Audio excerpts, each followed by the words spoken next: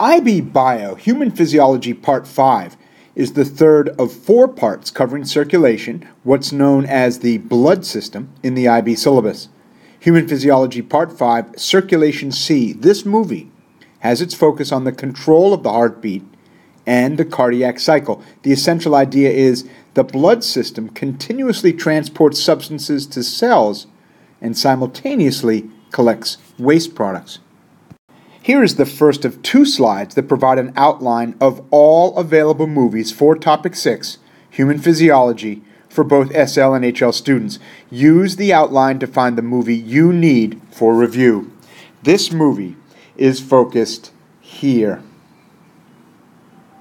Here is the second slide of the outline for all available movies for Topic 6, Human Physiology.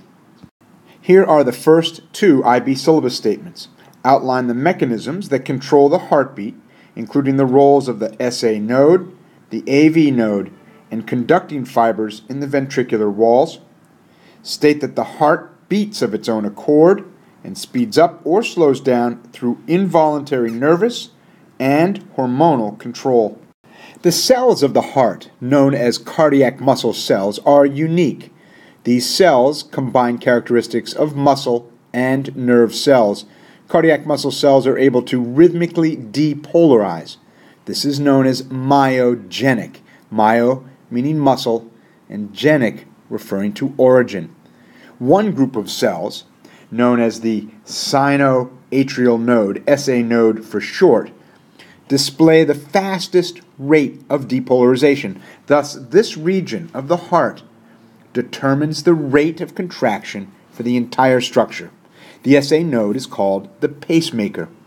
When the depolarization occurs at the SA node, the impulse sweeps across the atria, then down the septum to the ventricles, and then up along the walls of the ventricles. We'll be looking at the details of contraction in slides to come. The heart rate is also influenced by nerves from the medulla of the brain and hormones such as epinephrine. Remember, the heart beats of its own accord, it's myogenic, and speeds up or slows down through involuntary nervous and hormonal control. The cardiac muscle is myogenic, with the SA node setting the pace, but the rate of contraction is also influenced by nerves from the medulla of the brain and by the hormone epinephrine. Now, nerves from the medulla of the brain can increase the heart rate in situations when the body requires additional oxygen to the tissues, such as when escaping a predator or readying for conflict.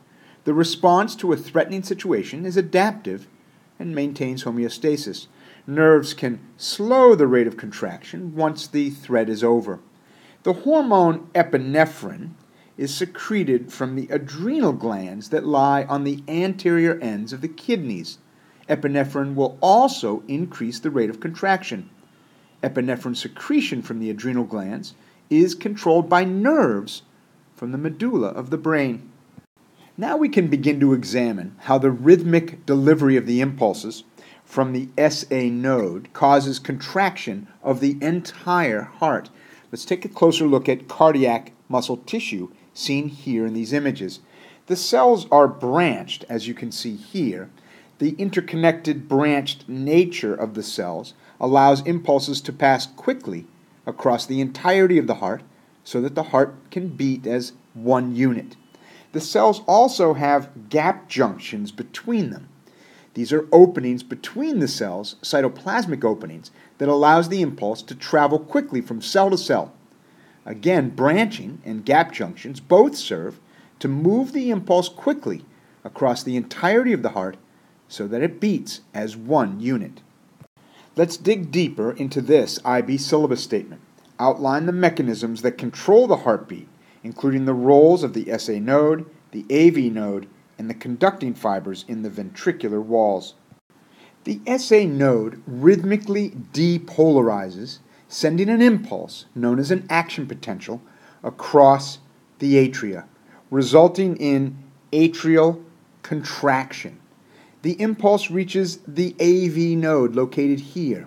Now, the cells of the AV node do not have gap junctions, so the impulse slows slightly before passing down the bundle of His to reach the Purkinje fibers at the base of the ventricles. The ventricles contract after the atria have contracted, and the ventricles contract from the bottom up. In this slide, you can see the time that it takes for the impulse, starting from the SA node, to reach various locations across the heart. The impulse reaches the bottom of the right atrium in 7/100ths of a second, and the left atrium, far reaches of the left atrium, in 9/100ths of a second. Now the atria contract together. But look, the impulse reaches the AV node in 3/100ths of a second. However, notice how much time it takes for the impulse to reach the bundle of His at 16/100ths of a second. The AV node delays the impulse because the AV node cells do not have gap junctions. The impulse then travels or proceeds down the bundle of His, reaching the bottom of the ventricles in 1700 to 18/100ths of a second, before sweeping up the Purkinje fibers along the outer walls of the ventricles. The ventricles contract together from the bottom up toward the large arteries through which the blood exits the heart. In this image, we'll start with the SA node that depolarizes, initiating the impulse that stimulates the contraction of the heart. The impulse moves across the atria contract together as the impulse reaches the AV node.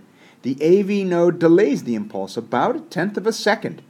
The impulse sweeps down the bundle of His and then up the walls of the ventricles. The ventricles contract just after the atria contract, and they contract from the bottom up, pushing the blood up into the aorta and pulmonary artery.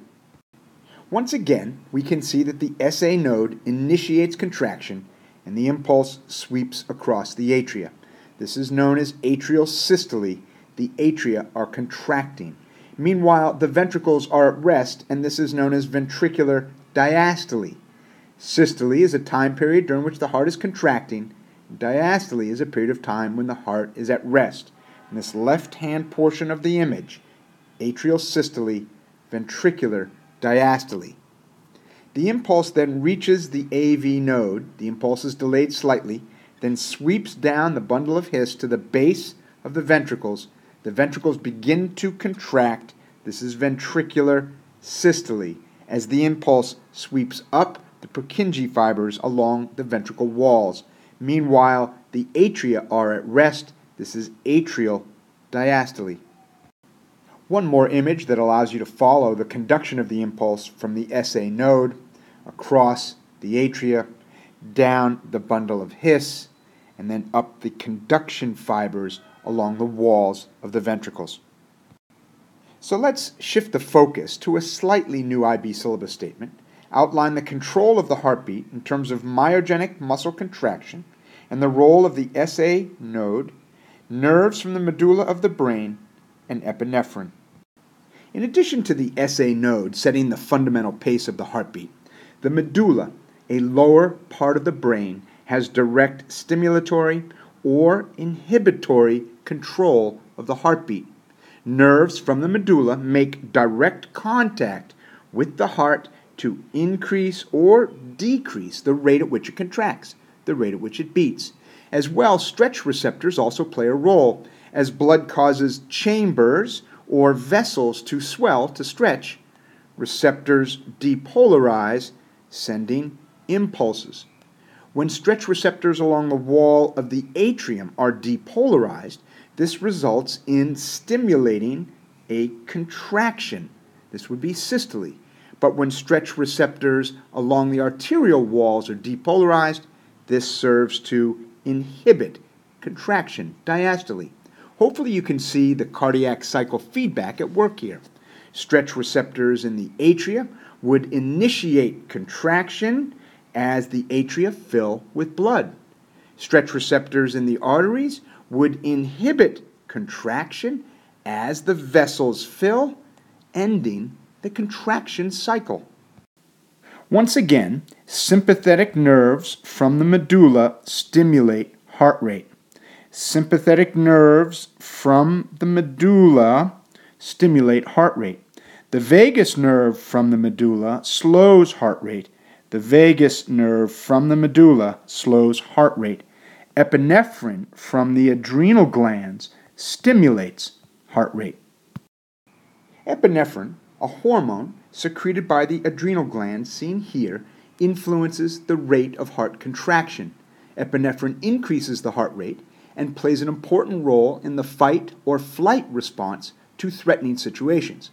In addition to increasing the heart rate, the secretion of epinephrine causes blood to be moved to the skeletal muscle, causes an increase in the metabolic rate, causes the dilation of bronchioles in the gas exchange system, and causes blood glucose levels to rise. All of these responses resulting from epinephrine prepare the body to respond to threatening situations. The fight or flight response comes as a result of a life-threatening situation, grappling with a predator. For example, the fight or flight response will require a lot of ATP. Epinephrine ensures your muscles have the glucose they need, and that oxygen is being delivered in high quantities to the body, and that pupils are dilated for clear vision. In fight or flight situations, the brain sends a neural signal to the adrenal gland so that epinephrine is released into the bloodstream to increase the heart rate, to dilate the bronchioles, to increase glucose concentration in the bloodstream, all in a response to the threatening situation. And here is an outline of how the rate of heart contraction is controlled.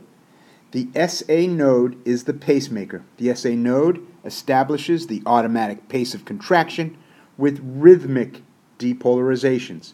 There is nervous control from the medulla of the brain via the vagus nerve. The heart rate can be increased or decreased through nervous control. And then there is endocrine control, hormones that influence the rate of heart contraction. The adrenal gland secretes epinephrine that increases heart rate. And if epinephrine release is inhibited, then the heart rate slows. And that brings us to a new IB syllabus statement. Explain the events of the cardiac cycle, including pressure changes in the left atrium, left ventricle, and aorta. And in order to study the cardiac cycle, two terms are important: systole, the phase during which the heart is contracting, and diastole, the phase during which the heart is at rest. The cardiac cycle takes approximately 1 minute, or just under a minute, as the average heart rate is 70 beats per minute. On the left side of this image, the heart is at rest, a period of time known as diastole. During this time period, blood is flowing into the atria and then directly into the ventricles. The atrioventricular valves are open and the semilunar valves are closed. The AV valves are open because the atrial pressure is higher than the ventricular pressure. The period of time for complete diastole is approximately 4/10 of a second. Now, atrial systole begins the contraction phase. The SA node initiates a wave of contraction across the atria. The atria contract together, forcing any remaining blood into the ventricles, topping off the ventricles, if you will. The AV valves continue to be open. Atrial pressure is greater than ventricular pressure, and this period of atrial systole takes approximately 1/10 of a second. Then begins ventricular systole as the impulse reaches the ventricles and the ventricles contract. The AV valves close violently because the pressure in the ventricle is now higher than in the atria. With the closing of the AV valves comes the first heart sound, lub.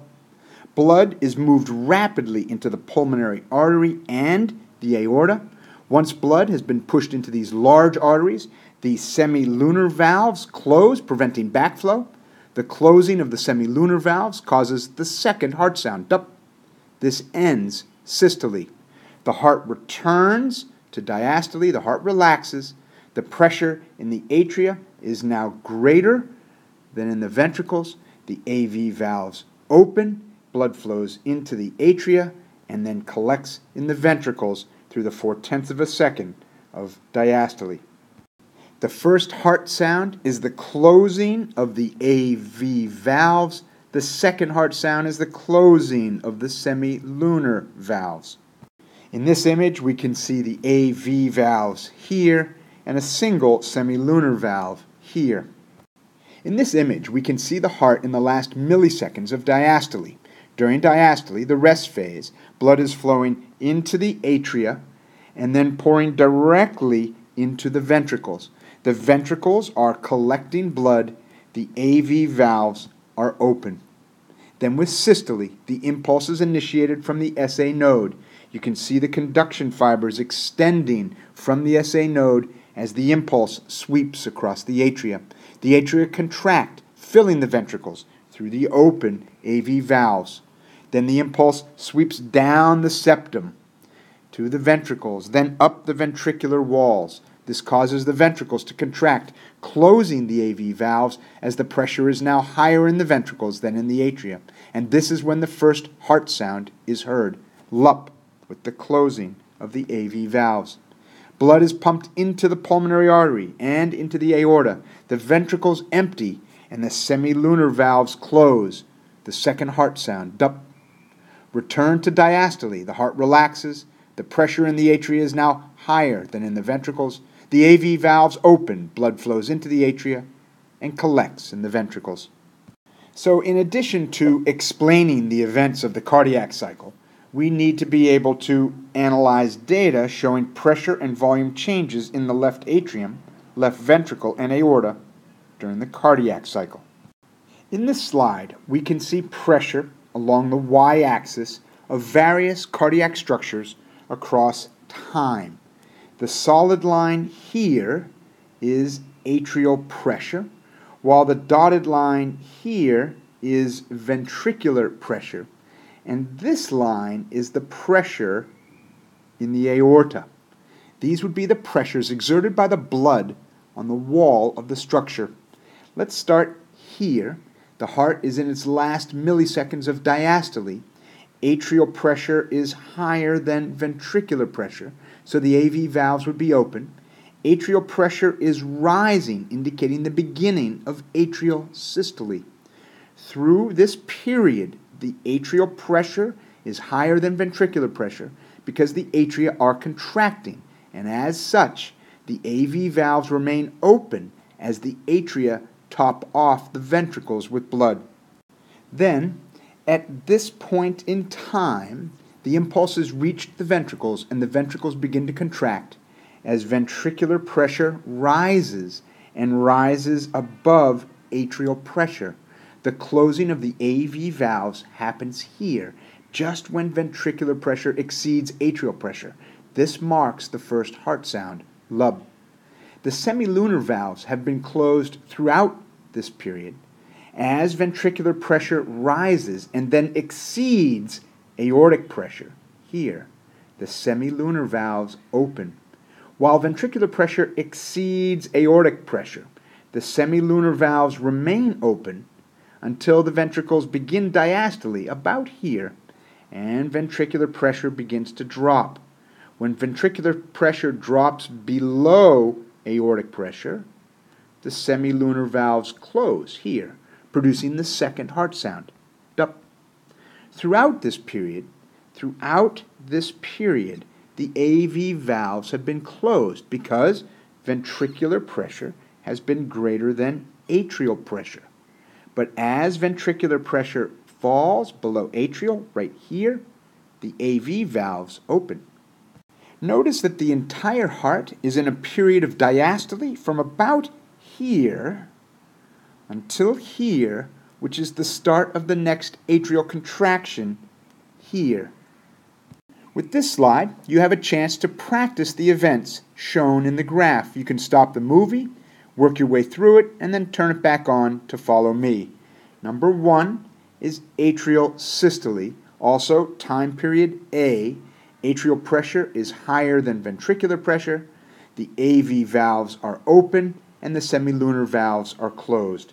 Number 2 is when ventricular systole occurs, ventricular pressure exceeds atrial pressure, and at this moment in time, the AV valves snap shut. Bub is the first heart sound to be heard. At 3, ventricular pressure rises and rises above aortic pressure. Here, semilunar valves open.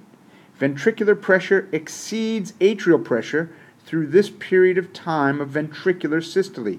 Time period B is ventricular systole. As the heart goes into a period of relaxation, starting about here, diastole, ventricular pressure starts to drop and drops below aortic pressure. The semilunar valves snap closed. The second heart sound is heard here, dup. Ventricular pressure continues to fall through diastole, and it falls below atrial pressure here, causing the AV valves to open. The entire heart is in a period of diastole through time period C until atrial systole begins again here. Take a screenshot of this image and print it, and then annotate the image to practice. One thing to note is that this lower graph here shows ventricular volume decreasing through ventricular systole and increasing again once the AV valves are open through diastole. In this image, you can see the same graphs that I've had in the previous slides, but this one shows the activity of an electrocardiogram, ECG, sometimes known as an EKG, during the cardiac cycle. And that brings us to the end of IB Bio, Topic 6, Human Physiology, Part 5, Circulation C. In Part 6, we will take a close look at the structure and function of the vessels of the circulatory system.